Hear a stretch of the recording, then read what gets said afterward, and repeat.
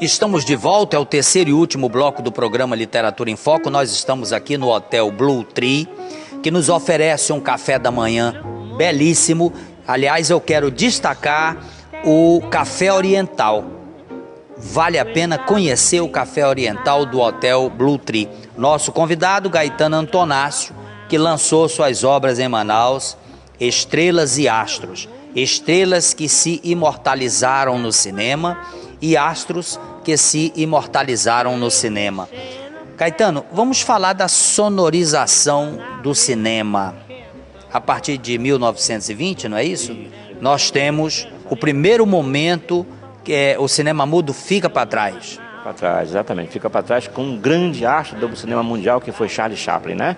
Ele foi realmente a expressão máxima. A Greta Garbo também, que foi, até a época dela foi uma das maiores atrizes do mundo até hoje, e foi a maioria dos filmes dela foram filmes mudos. Então começou a tecnologia a entrar no negócio. Então você já tinha sonorização, inclusive um pouco ruim às vezes, era retardado, a voz saía depois, saía antes. Então até chegar a um aperfeiçoamento, isso foi lá pelo 1930, com os grandes filmes que começaram a aparecer, com o Douglas Fairbanks Jr., que era espadachim. Então começou a sair alguma coisa mais técnica, mais aceitável. E aí daí em diante veio o colorido, né? Os filmes coloridos. E começou a tecnologia a influenciar, e hoje você tem essa sétima arte aí, que realmente é um aprimoramento espetacular no mundo do cinema. Isso aí tudo vem evoluindo cada vez mais. Você começa a fazer assim, como é que morria um ator, sempre o pai da moça morria no filme, né? A gente tinha essa mania de dizer, aqueles seriados Cobra e outros seriados que tinha, o pai da moça sempre era vítima, morria no filme. Então você tinha a morte por tiro, a morte por espadachim ou a morte por esfaqueamento. Hoje você não tem morte mais em filme, você tem destruição do corpo humano, não fica nem o osso para você poder enterrar depois ou para poder fazer algum exame. Então essa coisa assim brutal que foi ocorrendo hoje com a ficção, né, científica no cinema, eu acho que tirou um pouco aquele romantismo. Você ia para ver um filme, Casablanca, Quando Setembro Vier, e você voltava para casa e tinha vontade de chegar e dar um abraço na sua mulher. Hoje, se você for ver um filme desse, Avatar e outros aí, você chega em casa e quer matar a mulher. Então realmente influi, perturba um pouquinho a maneira como você vê morrer hoje o ser humano, como você vê a luta no cinema. Então eu acho que isso tira um pouquinho da beleza do cinema. Tira assim, é mais realista, é mais autêntico, mas infelizmente é uma tecnologia que você fica, são efeitos raros que você não sabe como é que o cara consegue fazer um homem voar como um Homem-Aranha, mas tira aquela coisa mais humana no cinema. Eu não tenho dúvida nenhuma disso. Eu não poderia deixar de falar da Manaus de 1940, 1950, até 1960, as grandes salas de cinema. Nós tínhamos o Cine Guarani, Odeon, Politeama, Éden. Vamos falar um pouco desse período? Vida, né? Realmente era a época em que a juventude, né, mais sadia, tenho certeza disso, no sentido de movimentação, de rebeldia na cidade, fazia com que as coisas acontecessem com muito romantismo, com muita beleza, né, com muito humanismo. E aí você tinha o Cine Avenida, tinha o Cine Guarani, o Odeon, Politeama, Éden, tinha o Cine Ipiranga na Avenida, o Cine Popular, que era o Poeiral, que era lá perto da minha casa, inclusive eu não perdi um matinê ali. E os grandes gangsters ou western do mundo do cinema. Então era um filme de cowboy, era a principal película que tinha naquela época. Eram os filmes de western, eram os maiores astros, era John Wayne, Roy Rogers, Durango Kid, era aquela turma que realmente, o Robert Taylor, eram os astros, os bonitões do cinema. Era um collar aqui na cintura e o duelo no final do filme e tal. Então isso aí foi uma época realmente maravilhosa para nós aqui, era o lazer mais importante. Quantos casamentos esse cinema Odeon, Popular, Avenida e tal construíram, né? Eu digo aqui no filme, na minha entrevista, eu disse uma vez, que eu conseguia fazer, eu não, toda a turma daquela época, não era só eu não, marcar um encontro com uma namorada no cinema Avenida e com outra no Guarani, e assistir meio filme aqui, meio filme lá, para dar conta do recado. Então isso aí era realmente um tipo de brincadeira que a gente até fazia, porque não tinha compromisso, não era todo mundo muito novo, né? Mas isso tudo acabou, você não tem tempo hoje mais de nenhum cinema, se você vier da cidade nova para ir para um cinema lá no centro, você perde por causa do trânsito, você chega depois do filme. Então essas coisas todas que vão mudando, deixam um pouquinho de tristeza, de preocupação, porque realmente o mundo muda com isso. Então você fica um pouco sem aquela coisa romântica que havia, você fica sem aquele desejo de sair de casa para ver um filme. Você vai para o filme da televisão. Essas coisas também acontecem, infelizmente. A França e a Itália tiveram um momento muito importante na história do cinema.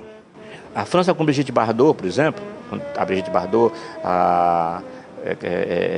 estava no auge da carreira dela, a França era a maior produtora de filmes do mundo, mesmo com Hollywood lá, ela conseguia vender tudo. A Itália com Gina Lollobrigida, então houve assim certos astros e certas estrelas que faziam com que acontecesse tudo no seu país, no seu próprio país. Então é isso, realmente, a Catherine Deneuve, por exemplo, que foi uma deusa do cinema, essas mulheres, elas enfeitiçaram o seu país, elas foram responsáveis pela arte no seu país de crescer, senão Hollywood tinha tomado conta de tudo mesmo. Esses astros que nasceram assim, Marcelo Mastroianni, outras coisas, eram realmente os que levavam para a sua pátria a sétima arte. Quando é que vai surgir, você falou que tem 8 livros em andamento, quando é que vai surgir os próximos livros? Olha, eu tenho 2 agora para até outubro, né, se Deus quiser. Um livro de poesia de viagem, que eu tinha uma agência de viagem, viajei muito, eu conheço uma parte do mundo, graças a Deus, e aí em cada lugar desse que eu fiz uma poesia, ou 2, eu estou reunindo para fazer um livro só poesia de viagem. Estou fazendo um sobre a fome, o título é A Fome Tem Solução, e eu vou provar com as teorias, não minha, mas de todos os grandes filósofos da humanidade de hoje, que realmente a fome tem solução. Se você corrigir os homens, a fome desaparece. Então, esse é um outro tema que eu estou levando. Festas religiosas brasileiras. A gente sabe que o catolicismo, que comandava o processo católico do mundo hoje, está enfraquecendo. Hoje você tem as igrejas evangélicas que estão tomando conta e brevemente o Brasil, que era um país mais católico, talvez não seja daqui para 2050 o país mais católico do mundo. Tem mais igrejas evangélicas do que isso. Eu estou alertando esse tipo de coisa. Onde é que está o certo e o errado? Eu estou procurando ver isso, né? Agora tem um livro também sobre discursos de orações. Isso é para os estudantes de letra, filosofia, os principais discursos que a humanidade já conheceu, começando pelo Sermão da Montanha, né? Eu acho que para mim é o mais importante. Então isso tudo eu estou colocando em livros agora, estou fazendo uma autobiografia, eu fiz um primeiro volume, estou fazendo um segundo, tudo aquilo que eu recebi de medalha, de honrarias, fora do Brasil, no Brasil todo, graças a Deus, eu estou colocando tudo isso num livro, então eu tenho certeza que realmente são obras que vão... Tem um ineditismo no meio, que eu estou procurando fazer isso, não ser repetitivo, que isso foi o que mais o Mário Ipiranga, graças a Deus, me aconselhava. Gaetano, não seja repetitivo nos seus temas, procure inovar, que você vai ter mais leitores. Então eu estou fazendo isso, estou me dando bem e espero continuar fazendo, Abraham, se Deus quiser. Tá certo. Nós chegamos ao final do programa e agora você tem a oportunidade de se despedir. Eu quero desejar a todos que estão nos ouvindo que realmente continuem lutando por essas terras, pelas Amazonas. A nossa cidade precisa realmente de uma correção em todos os aspectos, em todos os sentidos. Nós estamos realmente com uma cidade um pouco caótica no sistema de energia, no sistema de internet, no sistema de transporte. Então eu acho que há uma eleição agora, nós temos que cuidar muito do nosso próximo prefeito, fazer com que as coisas aconteçam de forma positiva. E quero dizer a você que mais uma vez eu agradeço a sua gentileza da equipe da AmazonSat, da TV Amazônia, da Rede Amazônia de modo geral, que tem sido realmente muito bons comigo e eu tenho que agradecer de coração tudo isso que vocês fazem. Tá certo. Bom, telespectador, chegamos ao final do programa. Você quer assistir esse e outros programas? É muito fácil, basta acessar o nosso portal de vídeos, www.amazonsat.com.br, para conferir as últimas notícias da nossa região norte, especialmente você que não mora na Amazônia, também é muito fácil. portalamazônia.com.br. Curta a nossa página no Facebook, vai aí o nosso Facebook, facebook.com/Literatura em Foco. Ou se você quer rever este e outros programas do AmazonSat, vai lá, youtube.com/canal AmazonSat. Obrigado pela tua audiência, você de todo o Brasil. Te espero na próxima semana com um novo livro para você. Até lá.